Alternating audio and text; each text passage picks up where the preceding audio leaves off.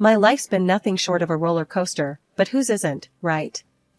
Born to a dad who had to play both roles after my mom decided motherhood wasn't her gig, I grew up quick, learned tough, and got myself through college without much fuss. Dad was the real MVP, working odd jobs, making sure I had what I needed, and keeping me on the straight and narrow. After college, I packed up my life and moved to the city for a job that sounded way fancier than it was, manager at a car company.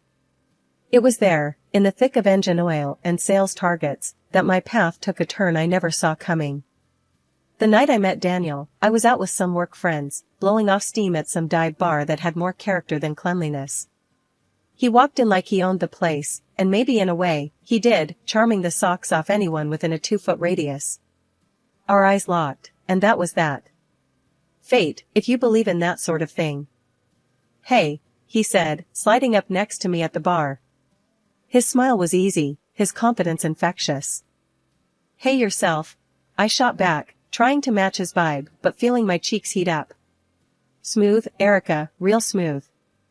What's a girl like you doing in a dump like this?" His tone was teasing, his grin wide. "Living the dream, clearly," I replied, rolling my eyes, but unable to keep the smirk off my face. "And you? Lost on your way to a GQ photo shoot?" He laughed, a sound that warmed me from the inside out. "Something like that. I'm Daniel, by the way." Erica. Shaking his hand felt like sealing some unspoken deal. Little did I know. We talked for hours that night, about everything and nothing. The more we chatted, the more I realized Daniel was more than just a pretty face. He was smart, funny, and had a kind of sincerity that was hard to come by. When he asked for my number, I didn't think twice. Our whirlwind romance kicked off from there. Dates turned into weekends together, and before we knew it, 2 years had flown by. Daniel popped the question on a chilly evening in December, right in the middle of the street, with snow gently falling around us. It was so cliché, so unexpected, and so perfectly us. "Marry me, Erica. I'm a better man with you by my side," he said, his breath fogging in the cold air. I was speechless, a rare state for me. "Are you out of your mind? It's freezing, and you choose now to ask?" I teased, even as tears prickled at the corners of my eyes.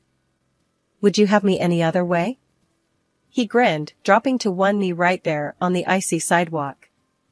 "In your dreams, Daniel. Of course, I'll marry you." And just like that, our new beginning started. After the whole neon snow proposal scene, life with Daniel took on a new kind of normal. We were in that love bubble where even the burnt toast felt like a sign of our quirky domestic bliss. But as with any couple, the real world wasn't about to let us float too high without a reality check. "Erica, we've been trying for a while now. Maybe we should see a doctor, just to check everything's alright," Daniel said one evening, his voice laced with a concern he tried to mask with a casual shrug.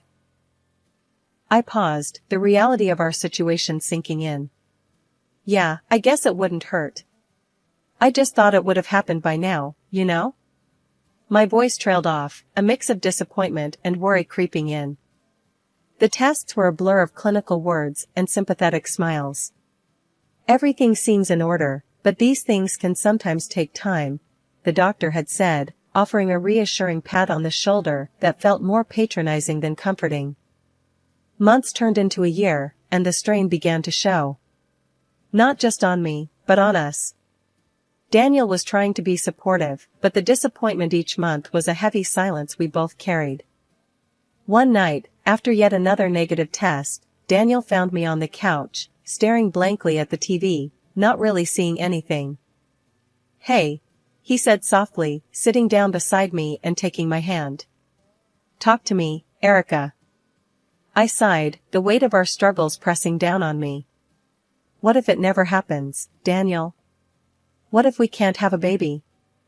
Daniel squeezed my hand, his eyes meeting mine with a fierceness I hadn't expected. "Then we'll figure it out. Together. We always do." But I refused to believe that. "We're going to have a family, Erica, no matter what it takes." His words were a lifeline, pulling me back from the edge of despair. "I love you, Daniel." I just hate seeing you disappointed. Disappointed? Erica, the only disappointment is seeing you this upset. We're in this together, remember? Screw everything else. And then, when we least expected it, the impossible happened. I was late, but not in the way I'd grown accustomed to each month, with a sinking heart. This time, hope flickered to life, cautious and fragile. Daniel, I called out, holding the pregnancy test in shaky hands. Can you come here? He appeared in the doorway, his expression a mix of curiosity and concern. What's up? I held out the test to him, the positive sign glaring back at us in bold defiance of all the months of heartache. We're going to have a baby, I whispered, disbelief and joy mingling in my voice. Daniel's reaction was immediate and overwhelming. He scooped me up in his arms, spinning me around as he laughed, a sound so pure and full of happiness it brought tears to my eyes. I told you, Erica. I told you we'd make it happen. His voice was triumphant, his hold on me tight and reassuring.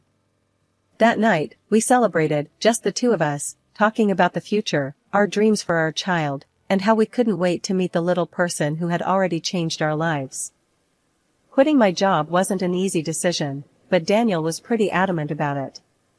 Babe, we need you focusing on the little one. We'll manage. I'll take care of everything else, he'd said, his tone leaving little room for argument. I knew he meant well, wanting to provide for us and ease my burden, but the reality of my days, filled with sickness and exhaustion, was far from what I'd imagined. Mornings were the worst. I'd wake up, run to the bathroom, and barely make it back to bed before the exhaustion hit me like a truck. It wasn't just the nausea, my whole body felt like it was rebelling against me, swelling up and aching in places I didn't even know could ache. Daniel, can you grab me some crackers? I'd call out weakly, hoping to stave off another wave of nausea. But more often than not, Daniel was already out the door, his second job eating up all his time. The few times he was home, I could barely keep my eyes open, let alone maintain a conversation.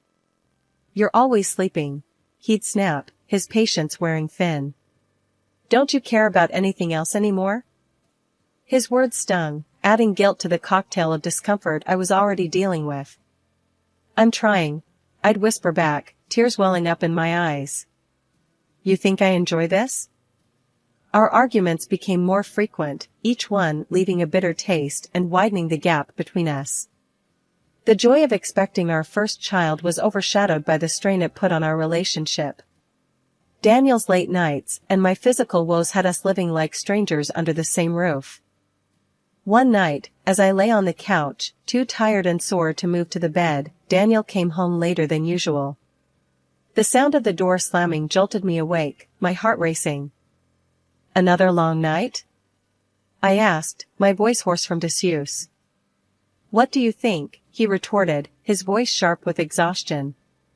Someone's gotta pay for all this, he added, gesturing vaguely around our small apartment. I bit my lip, holding back the tears. I miss you, Daniel. We hardly talk anymore. He sighed, running a hand through his hair, a gesture I knew meant he was stressed. Erica, I'm doing the best I can here. I don't know what you want from me. I want us back, I said softly, the loneliness in my voice echoing in the silence that followed. With Daniel working all hours and me trying to prep for our baby girl's arrival, things were tense. His folks, though, were a godsend. Living just a short drive away, they'd pop over often, helping out however they could. His mom, Linda, was particularly amazing, taking the lead on throwing a baby shower that was nothing short of spectacular. Linda turned our little apartment into a pink wonderland, filled with flowers, treats, and laughter. She even crafted this elaborate diaper cake that was both bizarre and beautiful.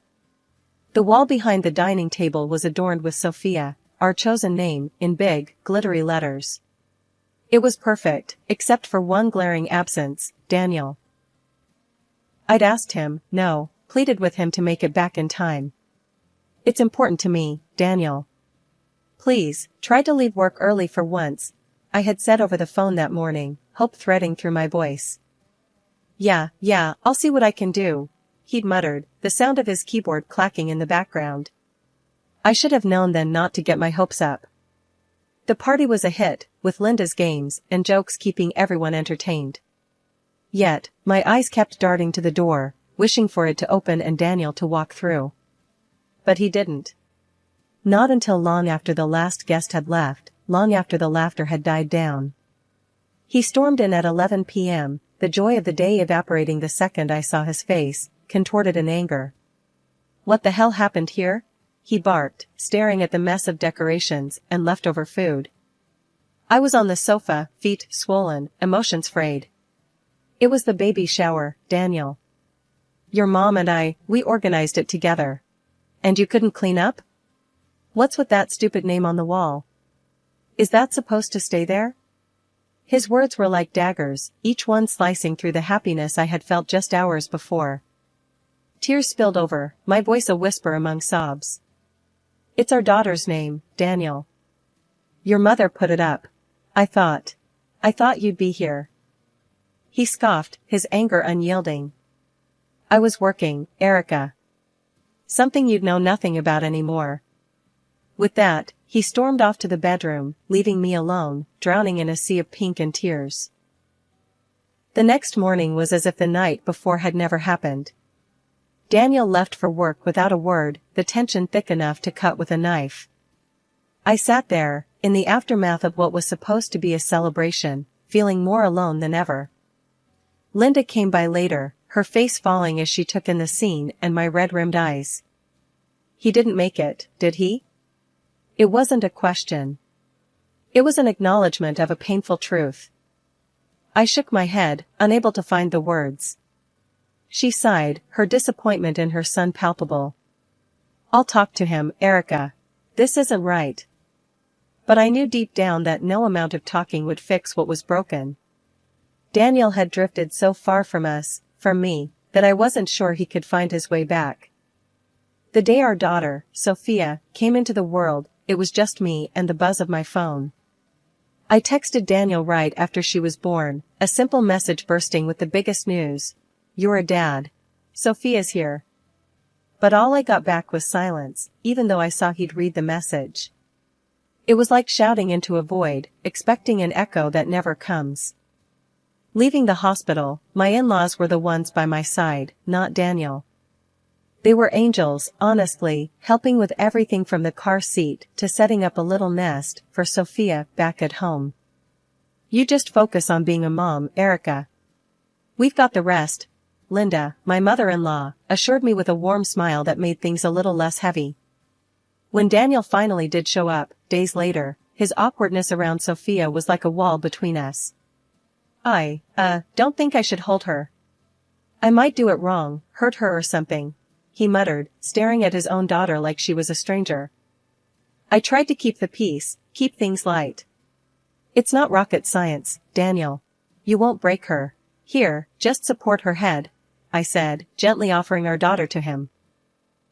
But he just backed away, shaking his head. "Nah, better not. I'm all thumbs, remember?" His attempt at a joke fell flat, leaving a sour taste. It was clear it wasn't just clumsiness holding him back, he didn't want to hold her, be near her. Things didn't get better. Nights were the hardest. Sophia, like any newborn, kept us up at all hours. But instead of pulling together, Daniel pulled away. One night, after a particularly rough round of crying, he announced, "I can't do this. I need sleep for work. I'll be in the spare room." "Just like that, then? You're bailing on us?" I couldn't hide the bitterness in my voice, holding Sophia close, feeling more alone than ever. "It's not like that, Erica. I need to function, alright?" And with that, he left our room, the gap between us growing wider with every step he took away. Days turned into weeks, and Daniel's visits to our bedroom became less and less frequent, until they stopped altogether. Our conversations were brief, functional, avoiding the elephant in the room, his absence, his detachment, and the growing distance between us not just as parents, but as a couple. One evening, I tried again, hoping to bridge the gap, for Sophia's sake. "She's changing every day," Daniel. Doesn't that mean anything to you? I asked, hoping for something, anything, that showed he cared. He looked tired, worn down, but there was a flicker of something in his eyes when he glanced at Sophia. Of course, it does, Erica. I'm just not cut out for the baby stage, I guess. It's not a stage, Daniel. It's our life now, I replied, feeling the weight of our new reality pressing down on us both. Life with a newborn was no joke. Sophia was an angel by day, but turned into a party animal by night, crying and fussing till the sun came up. I was running on empty, looking more like a walking ghost than a new mom. Self-care was a distant memory, and all I dreamt about was sleep. One evening, as the clock ticked past our usual dinner time, I realized I hadn't even thought about cooking. Daniel came home, tired and hungry, to find the kitchen empty and me, half asleep with Sophia in my arms. What's this? Where's dinner? He barked, his voice echoing off the walls, filled with frustration. I blinked back, tears, exhaustion making it hard to form a coherent response. I didn't get to it. Sophia was up all night, and what? You're home all day, Erica. How hard can it be to throw something together? His outburst cut deep, each word a reminder of how far we'd drifted from each other. This became our new normal, Daniel complaining about the lack of cooked meals, the untidy house, and how I was always too tired.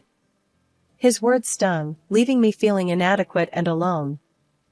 One day, after a particularly harsh criticism, I reached out to Linda, spilling everything that had been happening. Daniel just doesn't understand. I'm trying, but it's never enough, I confessed over the phone, the dam of my emotions breaking. Oh, honey, Linda's voice was a mix of anger and sympathy. He has no right to speak to you like that. You're doing your best. I'll have a word with him. And don't you worry, I'll help you out with the dinners. True to her word, Linda started dropping off meals for us, making sure Daniel didn't catch on. It was our little secret, and for the first time in weeks, I felt a glimmer of hope. Thank you, Linda. I don't know what I'd do without you, I said one evening as she handed me a casserole, her presence a comforting reminder that I wasn't in this alone. Don't mention it, dear. Your family. And it's high time Daniel remembered that too, Linda replied, her tone firm, promising change. Her help was a band-aid on a bullet wound, though. Daniel's temper flared over trivial things, his patience thinning more each day. The meals may have been sorted, but the underlying issues, the lack of understanding and support, remained. One night, as Daniel complained about the laundry not being done, I couldn't hold back any longer. I'm not Superwoman, Daniel. I'm doing the best I can. Why can't you see that? I yelled back, my voice shaky with pent-up frustration and fatigue. He stared at me, his expression a mix of surprise and annoyance. Well, maybe if you managed your time better. Managed my time better? I interrupted, incredulous. I'm trying to keep our daughter happy and healthy, on no sleep, with no help from you. What more do you want from me? Our argument spiraled from there, a harsh exchange of words and accusations. It was clear that something had to give. Linda's intervention was a temporary fix, but Daniel and I were on the brink, our marriage strained to breaking point by resentment and misunderstanding. That evening, everything came to a head in a way I never expected. Daniel stormed in, his face thunderous, while I was setting the table with the food Linda had brought over. The tension in the air was thick, almost suffocating. Without even tasting the food, Daniel swept the plates off the table, shattering them against the floor. I can't eat this crap. It's tasteless, he yelled, his anger palpable. I stood there, stunned into silence, my heart pounding in my chest. Before I could muster a response, Linda emerged from Sophia's room, having heard the commotion. What on earth is going on here? Why did you dump my food on the floor? She demanded, her eyes darting between the mess on the floor and her son's furious face. Daniel, caught off guard by his mother's sudden appearance, stammered. I thought. Erica made this. It's awful. Linda's face turned red, not with embarrassment, but with anger. You thought Erica made this? And that gives you the right to act like a child, throwing food around? She stepped closer to him, her voice rising. Do you have any idea how hard she's working, caring for your daughter all day and night? When was the last time you acknowledged that, huh? Daniel looked like he wanted the ground to swallow him up. Mom, No, Daniel. Linda cut him off sharply. You need to hear this.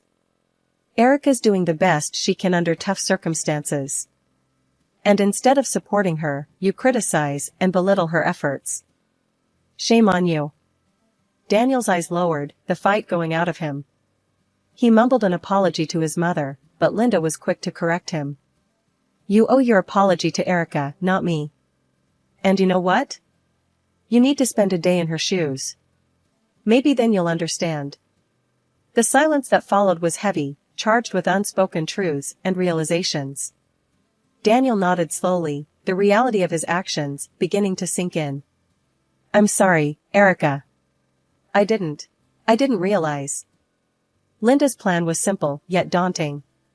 Daniel would take over all my duties for a day, caring for Sophia without any help unless it was absolutely necessary.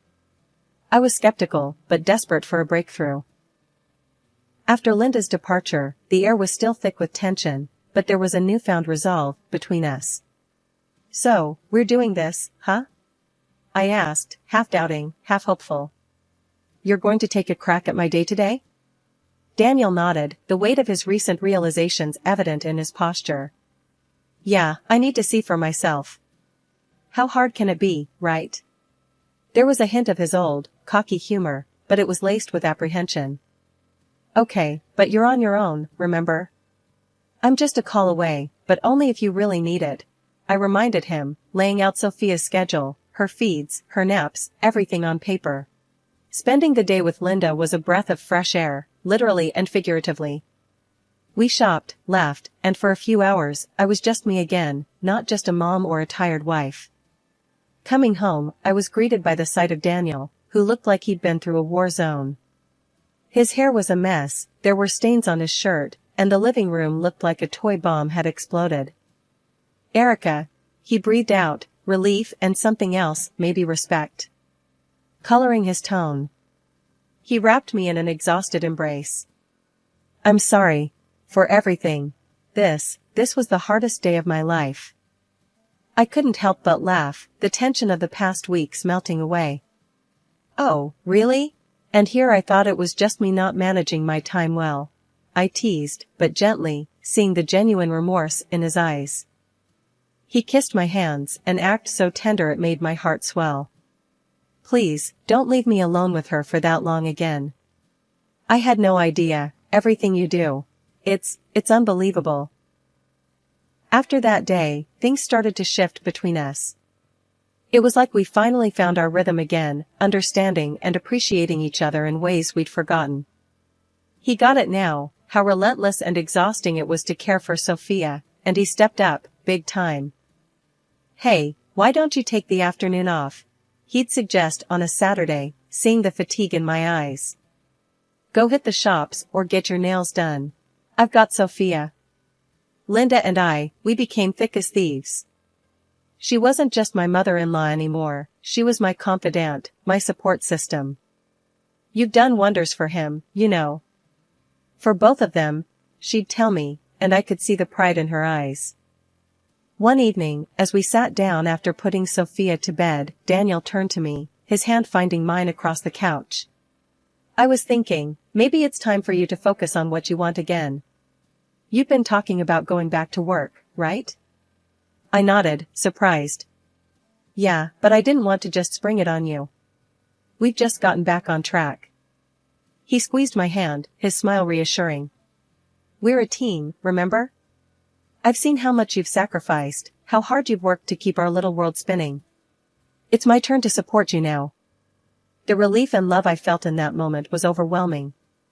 I've missed my work, but I was scared it would be too much for us to handle. We'll make it work. Just like we always do. Together, he said, the determination in his voice matching the resolve in my heart. And so, I started looking into going back to work, energized by the prospect of reclaiming a piece of myself that I'd put aside. Daniel and we found our balance, sharing the load of parenting and household duties, supporting each other's dreams and ambitions.